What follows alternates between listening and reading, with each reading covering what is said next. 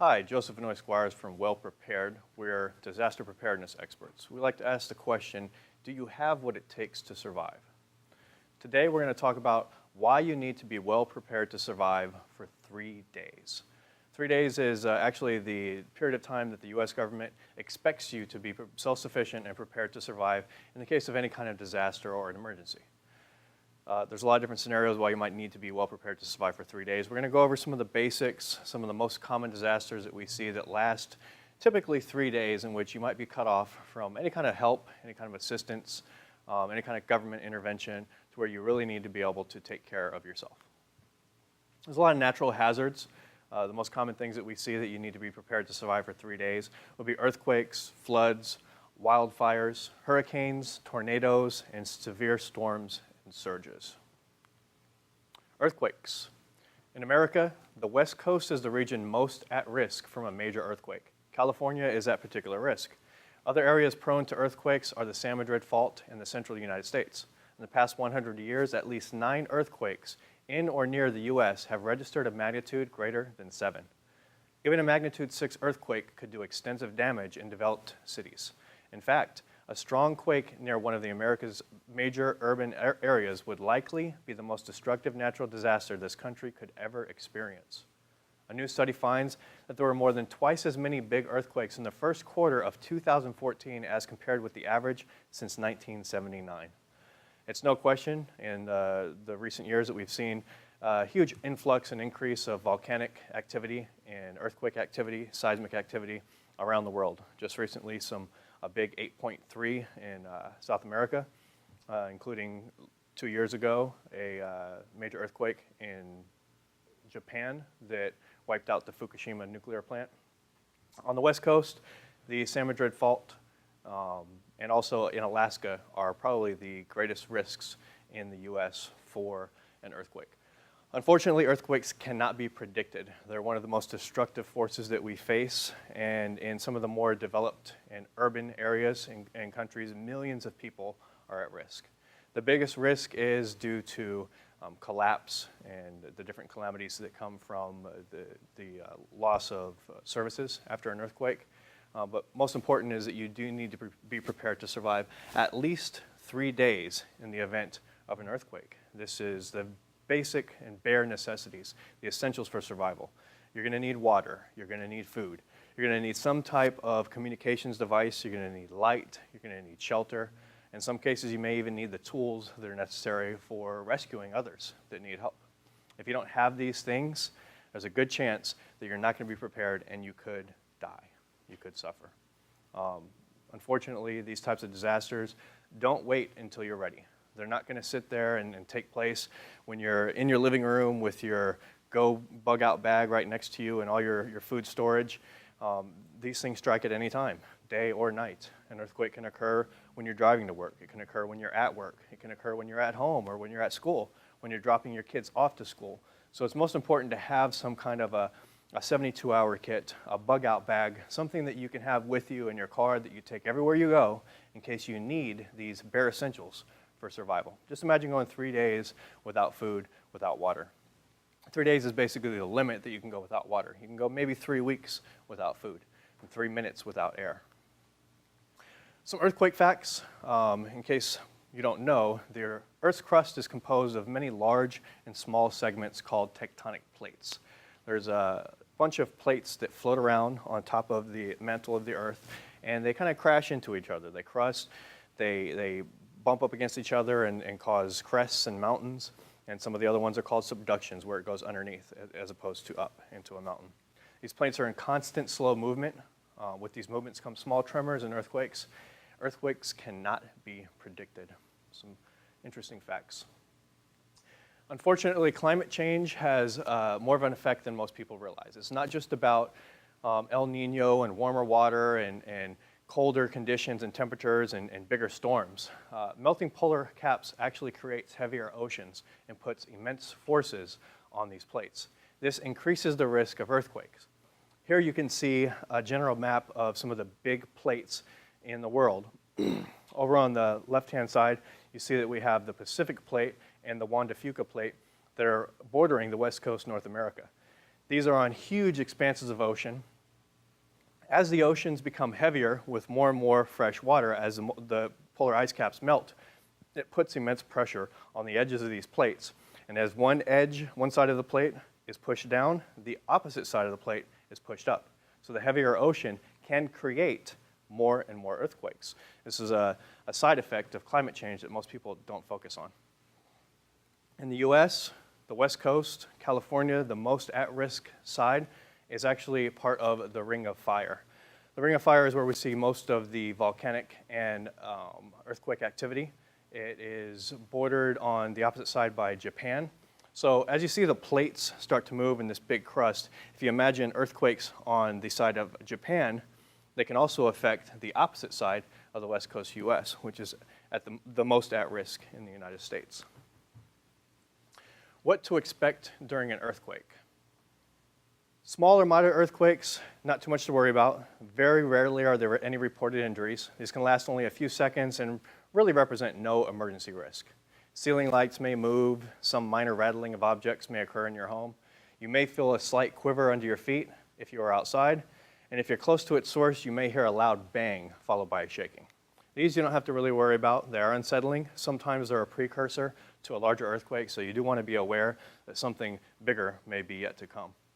A large earthquake can last up to several minutes and constitute a natural disaster if its epicenter is near a densely populated area or its magnitude sufficiently large for the region. So usually it's a disaster only if it's in a populated area. If a tree falls in the middle of the woods and nobody hears it, did it make a sound? The same applies to an earthquake. The ground or the floor will move, perhaps violently. Whether far away or close to the source, you'll probably feel shaking followed by a rolling motion like being at sea. A lot of people that have survived some larger earthquakes equate it to being inside of a box and having someone shake the box. So your house and all of your furnishings move around and the floor just moves out from underneath you. Whether far away or close to the source, you'll probably feel shaking followed by a rolling motion like being at sea. You may feel dizzy and be unable to walk during the earthquake. If you live in a high-rise or multi-story building, you may experience more sway and less shaking than in a smaller single-story building. Lower floors will shake rapidly, much like the residential homes, but on the upper floors, movement will be slower, but the building will move farther from side to side. So you see that huge swaying in the larger buildings. Furnishings and unsecured objects could fall or slide across the floor, like being in a box and getting shaken. Unsecured light fixtures and ceiling panels may fall, windows may break.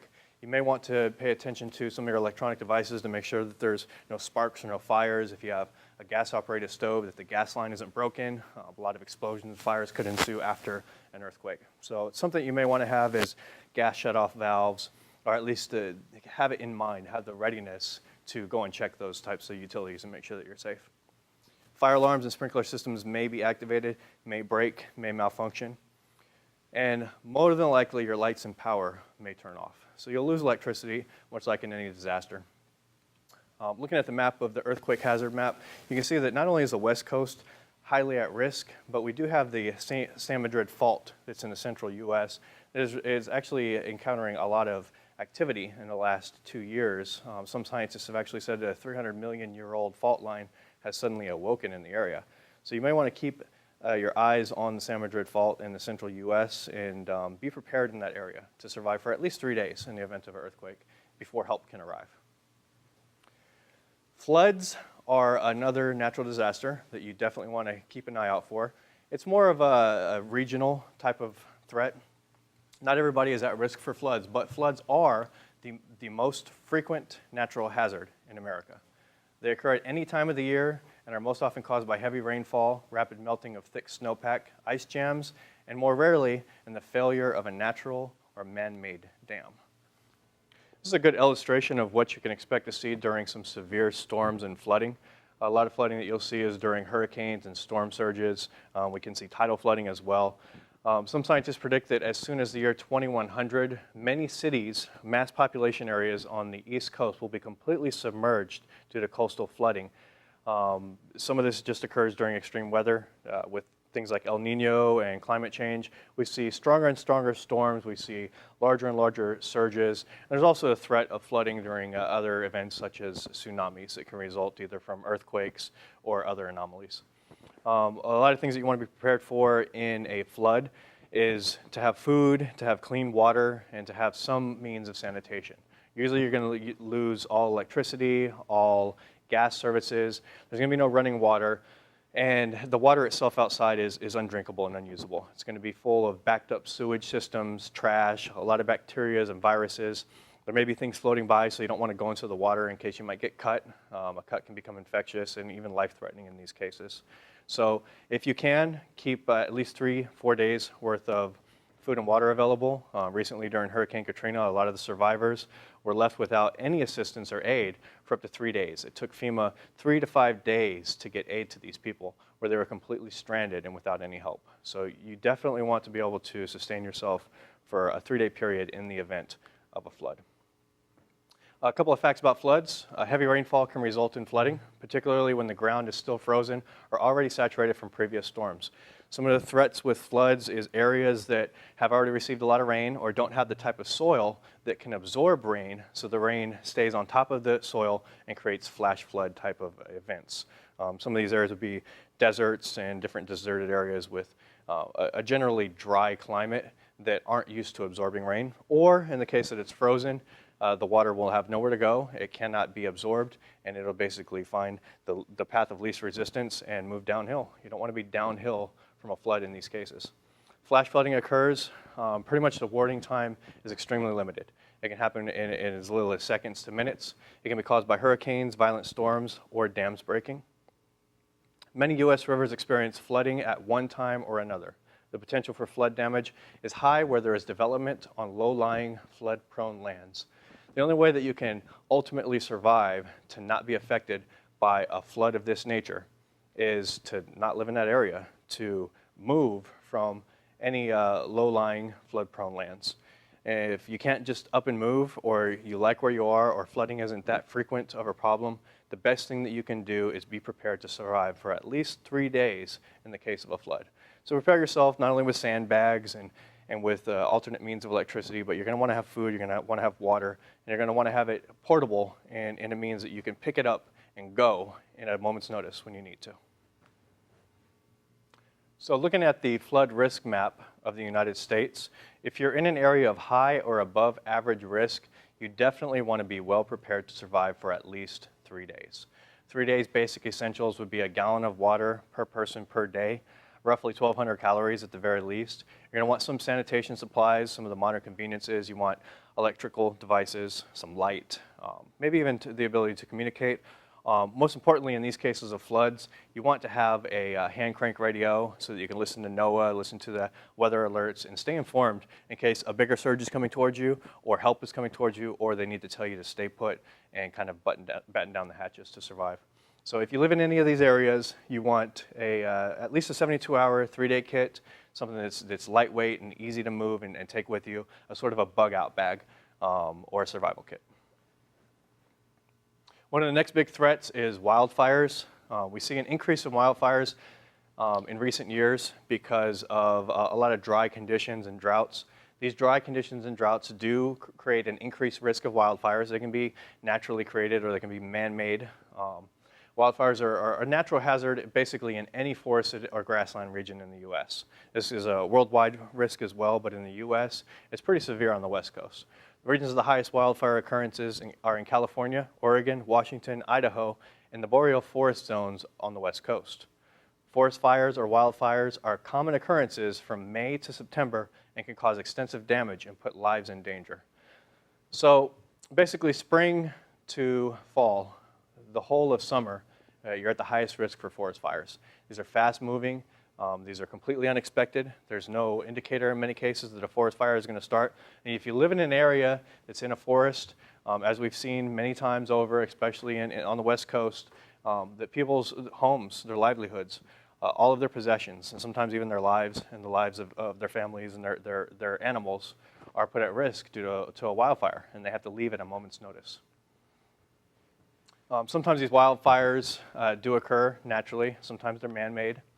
Approximately 100,000 wildfires occur each year in the U.S. The average area burned in the U.S. is 5 million acres per year. Sometimes it's actually a little bit over 5 million, sometimes it's under. We've seen up to 8 million acres in a year burned. Fires caused by lightning represent nearly 50% of all fires, but because they occur in remote locations and often in clusters, they represent 81% of total area burned. That is a little breath of fresh air. The majority of wildfires that are naturally created by things like lightning are in less populated areas where most people are not at risk. There's not going to be a lot of people that need to flee or that are going to lose property or their persons. Human-caused fires represent 55% of all fires. This is either intentionally or by accident. They occur in more populated areas and are usually reported and extinguished quickly. We do have good fire departments that can put out some of these fires, but when they're in the remote areas and they border small populations, maybe of 10 to 30,000 people, that's when there's a greater risk. Harder to put out and more people are in the line of fire. They can move as fast as 6.7 miles per hour in the forest and 14 miles per hour in the grassland. So these are things that you cannot outrun. There have been circumstances in high winds where firefighters and their entire truck have been overtaken and burned in the fire. They could not even drive away quick enough. So you can't get out on foot. You're going to need to be prepared to move quickly and grab what you can and take whatever you can salvage and get in a vehicle and go to get away from this fire. An average surface fire on the forest floor might have flames over 10 feet in height and can reach temperatures of 1,400 degrees or more. These are huge flames, huge fires.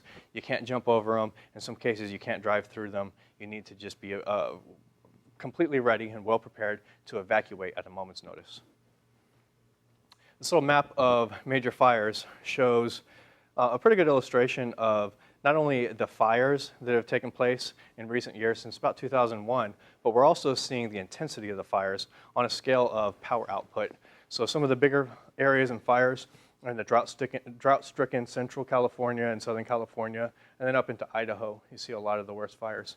If you live in any of these areas and you're at risk for a wildfire, you need to be prepared. You need to have a bug-out bag. You need to have a survival kit with 3 days worth of food, water, some of the essential tools that you would need, some basic electronics so that you can communicate and see at night, so that you can purify your water, so that you can cook your food if you're not able to stay home and you have to flee in a moment's notice. Hurricanes are another natural disaster or natural hazard that you want to be prepared for. Mostly on the East Coast. You don't see too many hurricanes, if ever, on the West Coast, although they can occur. Hurricane season officially runs from June through November, when the waters of the Atlantic Ocean are warm enough to produce a tropical cyclone, a category of weather systems that includes tropical depressions, tropical storms, and hurricanes. The United States National Oceanic and Atmospheric Administration Outlook predicts a 70% likelihood of 13 to 20 named storms per year, of which 7 to 11 could become hurricanes, including 3 to 6 major hurricanes. These figures are increasing yearly. These ranges are well above the seasonal average of 12 named storms, 6 hurricanes, and 3 major storms as of the last few years. Hurricanes can produce violent winds, extreme flooding. Hurricane facts. A hurricane is a tropical storm whose winds revolve around a center of low pressure. The center is called the eye. In the eye of a hurricane, there is a calm area of blue sky. Around the eye, there are very strong winds, a minimum speed of 75 miles per hour, accompanied by torrential rains. Hurricanes cause more widespread damage than tornadoes because they are bigger. Some are as large as 600 miles across. One of the most destructive effects of a hurricane is the storm surge, often causing serious flooding and wind damage. Here's a map of the major hurricane hazard areas. As we know, Florida and most of the East Coast is at a constant threat of hurricanes. We've seen some terrible hurricanes such as Katrina that have hit the lower southern states as well. All these areas are susceptible to not only the storm surge, but extreme flooding and extreme winds and the wind damage. A lot of times you'll see people boarding up their windows and creating sandbag dams to try to head off some of that damage before they flee the area.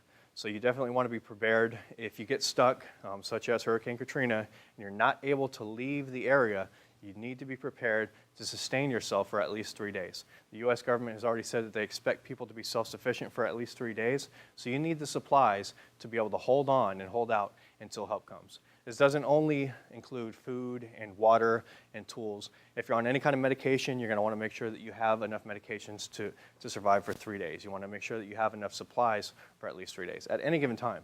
So if your prescription is up in 1 day and you live down in here in Florida, you don't want to wait until you have 1 day worth of medication left at any time. If a hurricane could come, you want to have at least 3, 4, 5 days worth of medication so that you can survive. Here's a really cool map that shows hurricanes that have hit the North Atlantic region since 1851. So between 1851 and 2014, this is a map that illustrates every single hurricane and the path that they took. So you can see not only the path that they took, but also based on the color, the category, the severity of the storm. Tornadoes are another disaster that you need to be prepared to survive for at least 3 days. The U.S. gets more tornadoes than any other country, but not only do we get more tornadoes, we get more destructive tornadoes, especially in populated areas where they can destroy whole towns. Tornadoes are rotating columns of high winds. Sometimes they move quickly, up to 70 miles per hour, and they leave a long, wide path of destruction. At other times, the tornado is small, touching down here and there. Large or small, they can uproot trees, flip cars, or demolish houses. Tornadoes usually hit in the afternoon or early evening, but they have also been known to strike in the middle of night. Warning signs of potential tornado. Severe thunderstorms with frequent thunder and lightning could indicate that a tornado is coming if you're in a tornado-prone area. An extremely dark sky, sometimes highlighted by green or yellow clouds, a rumbling sound or whistling sound, and a funnel cloud at the rear base of a thundercloud, often behind a curtain of heavy rain or hail. So if you see any of these things, it's a clear indicator that a tornado may be coming. The best thing that you can do is seek shelter underground. Make sure that in your underground shelter you have the supplies that you need to survive. That would be, at the very least, a 3-day emergency kit, a 72-hour kit, a bug-out bag of sorts. Whatever survival kit you can put together, you'll want to have that inside of your tornado shelter. If you have to, get out of the area if you have enough warning. You can leave from an area to a safe place. A lot of times there will be at a hospital or a school, you can go to a tornado shelter. Severe storms. In America, we're seeing an increase in severe storms. This is not only due to climate change and El Nino, but we're just seeing shifting weather patterns around the world. Severe storms can produce a variety of natural disasters and emergencies. So a severe storm doesn't necessarily institute an emergency in and of itself, but that storm may lead to flooding. That storm may lead to a whiteout or a gray out, an ice storm. There's a variety of different conditions that can take place during severe storms that lead to an emergency and constitute a disaster. Flash flooding, landslides, tornadoes, and hurricanes are common during severe storms. Blizzards, hailstorms, and ice storms also leave people stranded with no resources or power. You need to consider what you would do in the middle of winter if a severe whiteout or an ice storm takes place and leaves you stranded in your home for a week to where you can't travel and no one can travel to you. You have no electricity, you have no heating, you have no running water because the pipes are frozen. Do you have the supplies? Do you have what it takes to survive during a severe storm, during a flood, during some kind of a whiteout or an ice storm? Keep at least 3 days worth of food, at least 3 days worth of water, necessary medications, the means to heat yourself if necessary if you live in a cold climate, or the means to cool down if you live in a hot climate and there's a severe drought. Thank you for watching what you need to be well prepared for at least 3 days. Make sure and catch one of our next videos, what you need to be well prepared to survive for 3 weeks.